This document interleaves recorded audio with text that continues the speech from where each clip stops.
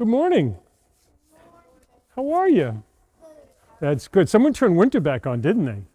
All of a sudden got cold and snowy again. Where did that come from? So the other day we all came to church, right? On Wednesday we came to church because it was Ash Wednesday. Yeah. What happened on Ash Wednesday? What did we do on Ash Wednesday? You answered my second question too, so I don't have to ask it. We all received our ashes, right? And that begins the season of Lent. Now, the other question that I was going to ask, why do we receive ashes? Do you remember what the person said when they put the ashes on your forehead? Did you hear what they said? Do you remember what they said? You gotta give up something. Well, you do have to give up something. We're going to get to that in a second. But the person, when they put the ashes on your heads, they said one of two things. I always say, remember you are dust, and to dust you will return. That's pretty morbid, isn't it? But it's true. So it's just a reminder that, someday we're going to have to go to see God, and we better be ready for that. The other thing is, turn away from sin and be faithful to the gospel. That one's a little bit nicer, isn't it? Turn away from sin. So get away from sin and be faithful to the gospel. So what makes Lent unique as a season in the church? What makes it different? What kinds of things are we doing different? So you already said we give stuff up, right? Yep, I know. But my mom, but I'm not gonna give up that. I'm gonna give up one. I'm just going to go take my seat and let you take over. You've got some skills, man. At 9 o'clock. So anyhow, what makes you Lent a little bit different? Next Sunday you may not see me. Oh, no, we can't have Mass without you. We have to have you next week. So what makes Lent unique? What makes it different? So the three pillars of Lent are fasting, prayer, and almsgiving. So what makes that special? Why do we fast? Why do we give stuff up? Why do we do that? Is there a particular reason we do that? So Jesus leads by example, right? Jesus was in the desert for 40 days without food and water or anything. That's pretty incredible when you think about it, to be in the desert. First off, just to even be in the desert, that's pretty hard. But then to go for 40 days. But the good thing was he had angels helping him, right? That's what the gospel told us today.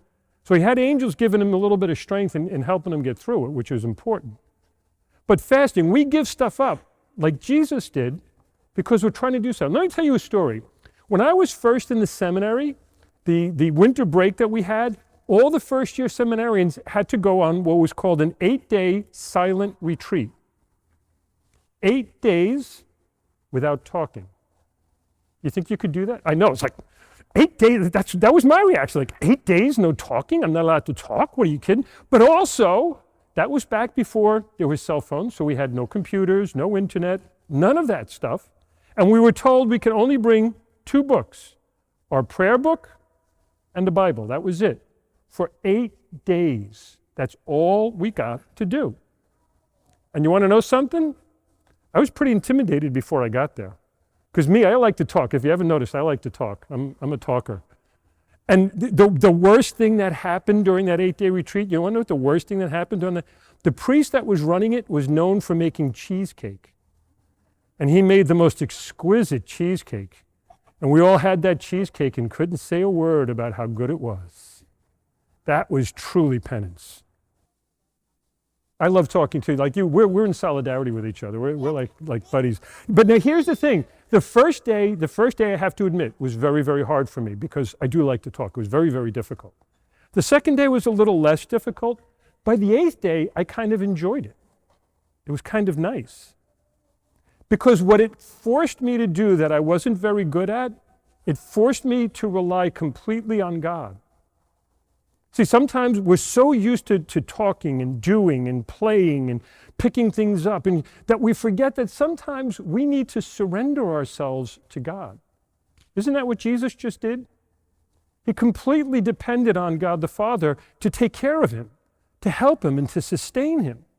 And so I always say fasting has a purpose. Giving things up has a purpose. It helps us to be free so that we can spend more time with God. Because the other two things, the prayer, well, if I have a little more time, by the 8th day, I was praying a lot. I was able to say a lot of prayers that last day because all of a sudden my mind was free of all the worries, and for me it was kind of hard because I was always one that always took care of myself and I always fed myself and I had my own place and did all that stuff. And now I kind of had to depend that would be done. And so we have more time to pray when we give things up. And so giving up, like if you want to give up egg sandwiches, that's okay. You can do that, or you can give up movies, or you can do things like that. But we always have to make sure that we're giving to God from all of that, because that's the almsgiving part. The almsgiving part is whatever we've received, if we have extra or we have too much, let it go and surrender it all to God so that we can be free of all the distractions and all the worries and all the cares, and we can then allow God to help us. One of my favorite stories in the Old Testament is the story of Noah. Today was the tail end of that story. What happened with Noah? What was it that happened with Noah? Do you know the story of Noah? What happened with Noah? A big boat, like a big ark, and he took all the animals, and he believed God. When God came to him, and you know what's great about the book of Genesis? God speaks directly to people. I wish God would do that once in a while for me, because I really could use some. I'm a little thick sometimes. I don't always get it. And if God would just come and say, you know what, a flood's coming, build me a big boat. Would you go in your backyard and build a big boat because God said to build a big boat? Yeah, that's trust, right? That's faith. That's surrendering it to God. And it's a good thing he believed because he and his family were saved. And as St. Peter tells us, that becomes like what our baptism does. It's the same thing. We're liberated, we're freed to serve and love God. And so that takes a lot of faith. That takes a lot of trust. And giving stuff up takes a lot of trust too. Letting go of things that we like and things that we enjoy sometimes allows us to discover something even better. So maybe you might want to try, just for a half a day, not 8 days, for just a half a day, don't speak. You think you could do it? No. No, it'd be very hard, wouldn't it? I would try my best. But you would try your best. But you know what? Sometimes then we can start to spend a little more time in prayer and spend a little more time listening to the voice of God. Because when I surrender everything to him and I let go of all of my problems and my cares and my worries, all of a sudden I can feel the blessings of God growing within me. Lent is a time when we're getting ready for Easter. And so we're preparing our hearts because Easter reminds us that we are dust. But Easter reminds us too that dust is precious to God and God wants us to bring it to him. And so we're getting ready and we're preparing. So for the rest of Lent, whatever you gave up or whatever practice you want to do, whatever prayers you wanted to add, make sure you try to do that every day. Try to stick with it throughout the entire season of Lent. Stick to it because you know what? At the end of Lent, you're going to feel much more blessed and you're going to feel much more holy and you're going to be much more prepared to receive Jesus at Easter. And so why don't you go back, find whoever it is you came here with, give them big hugs and kisses for me, tell them how much you love them, because that's important too, isn't it? Because we have to love each other. That's one of the things that we're told in the gospel, that we should love one another. So anyhow, moms and dads, we are in the season of Lent. And one of the things that I've always said about the season of Lent that's so important is that characteristically as human beings, our lives should look very different. So when we do stuff during Lent, maybe nobody will see it, as we heard in the gospel on Wednesday. Maybe nobody will see what we're doing, but our lives ought to be very different than those around us. Those who are out having lavish meals on Friday evenings, or those who are out doing all of the things that they normally do. While we still live our lives, interiorly, we're working on change.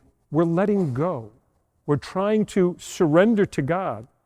And so when I was praying about the Lenten readings, and I was looking at the Lenten readings, it just kept rolling in my head over and over again. Lord, I surrender all to you. I let it all go because you know what? I'm sometimes consumed by the things of this world. I'm sometimes preoccupied by the problems of this life. I'm sometimes overwhelmed, and the church says, no, let's take this opportunity during Lent to surrender things, to turn away from things that possess us and control us, things that overwhelm us, things that in a sense, keep us from focusing on God. The devil and his temptations. Today's version of the temptation in the desert is one of my favorites because it's from St. Mark. And St. Mark, it's like a quick sentence. Jesus went out in the desert, he fasted, he came back. We don't have all those other things that we get from Matthew and Luke, where all the different types of temptations and the different things. But the fact of the matter is that in his weakness, Jesus was able to stand strong because he was totally reliant on God. And all the temptations that we face and all the problems that we face and all the things that we face day after day, Jesus is demonstrating for you and for me that with total reliance on God, we can overcome anything. We can become the person that God called us to be. And that's that loving, beautiful person that cares for others, that cares for your family, cares for your friends and your neighbors, that cares for others in a special Christian way. And so, as brothers and sisters going through Lent, that's going to be what we're going to try to do. We're going to try to surrender our will, surrender our lives more fully to God to allow him to fill it with what we need most. I invite you to try to make the holy hours on Mondays from 7 to 8. We're going to be praying that God give us a unique kind of peace in our hearts, that peace that only he can give, that surrender allows us to accept. And so that's going to be our Lenten pilgrimage. Our Lenten retreat will be on Monday nights. Please come and just pray with us on those Monday nights, allowing the Lord to fill you with what you need the most, his grace, his love, his mercy. God bless you.